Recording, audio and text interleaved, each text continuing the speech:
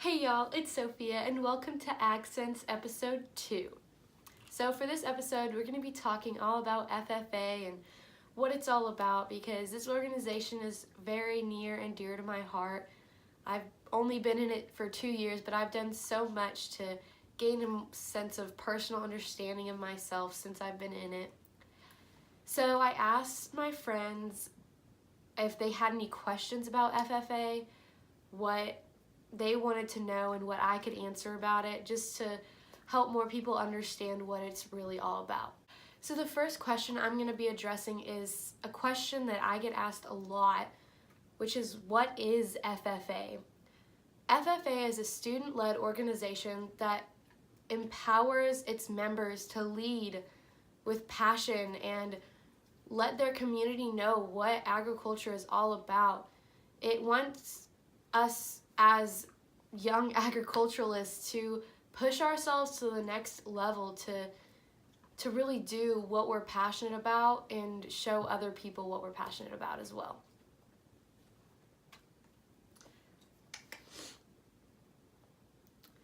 So question 2 is, what's the usual routine someone in FFA has?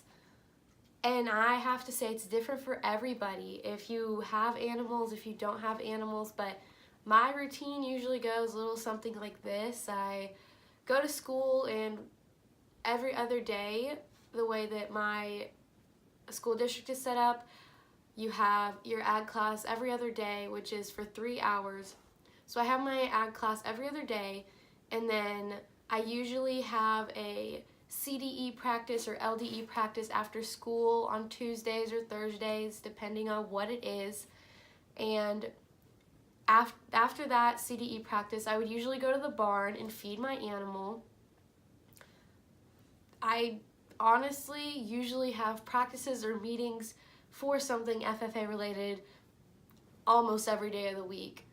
And since stock show season is over, I no longer have my animal, so I don't have to go to the barn anymore, which makes life a little bit easier, but I'm usually pretty packed with FFA stuff every day of the week. Another question I got was, what does a stock show look like?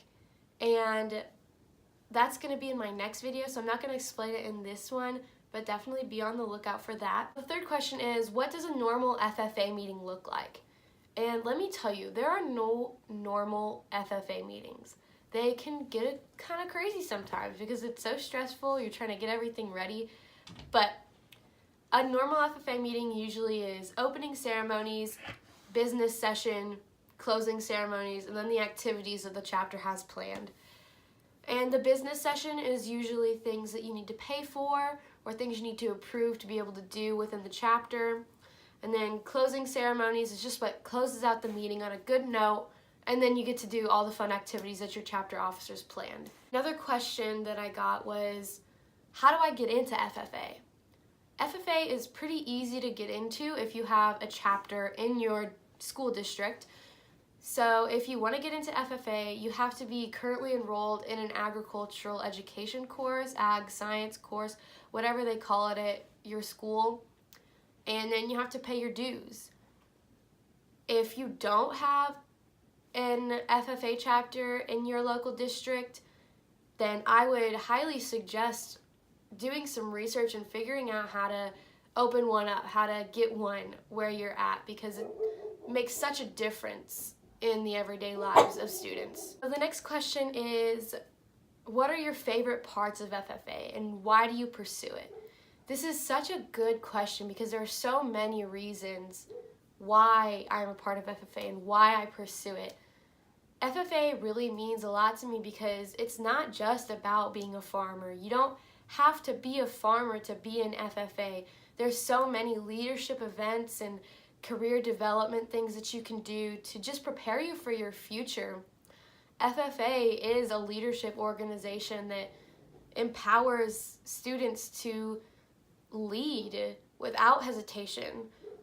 And that's one of my favorite things about FFA, is why we're doing it, is because we want to lead and we want to empower other people to see agriculture as not just farming, but as a form of communication in the future, because agriculture is our future.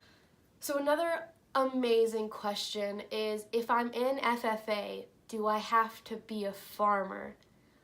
Which is an amazing question, because no, you do not have to be a farmer if you're in FFA.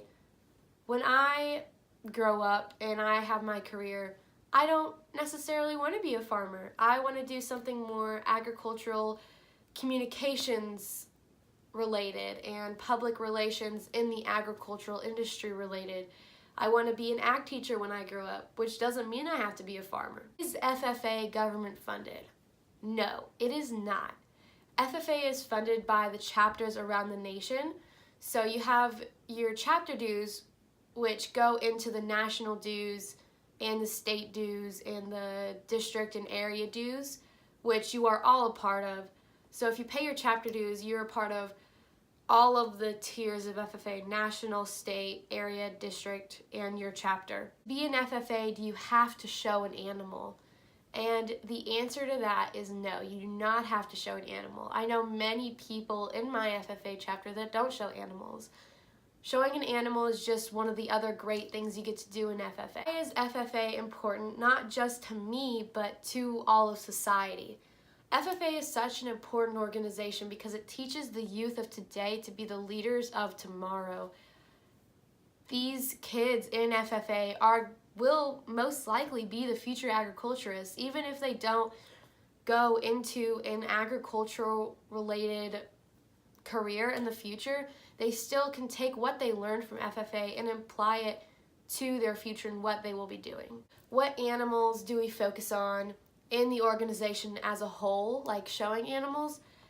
So most chapters show rabbits, breeding and market lambs, breeding lambs, market goats, breeding goats, broiler pens, which are chickens, and fancy poultry, which is like breeding chicken, heifers and steers, and our chapter, which many chapters don't show these, is longhorns because we live in Texas. So what does a typical ag class look like? Which is a funny question because there's not a typical ag class. All of the agricultural science teachers are so different and they're so special in their own unique ways. But a typical ag class, I guess, looks like sitting down in your desks and learning about something agriculture related, whatever class you're in, whether it be equine science, advanced animal science, livestock, floral design, principles of agriculture. But something that's really unique about ag classes is that you actually get the hands-on experience that you wouldn't in a regular classroom. We get to take field trips to our local barn and our agricultural science centers and learn about the animals and be able to have that real life experience that you need to be able to learn as well as you can. The questions that I'm going to end the video with are kind of two in one. The first is, what is your favorite FFA experience that you've had, and what is your favorite thing about FFA?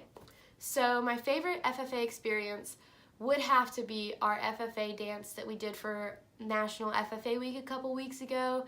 It was so fun just to be able to hang out with all of my FFA friends and really let loose and just have a great time with them. And my favorite thing about FFA is definitely just the community that comes with it. I love to meet new people in FFA and get a feeling of what their agricultural story is like. Alright, well that concludes this Agsense video, episode 2. This video was all about FFA and what it really means to society, to me, to everyone involved. And I hope you guys enjoyed. I'll see you next week with another video. Bye!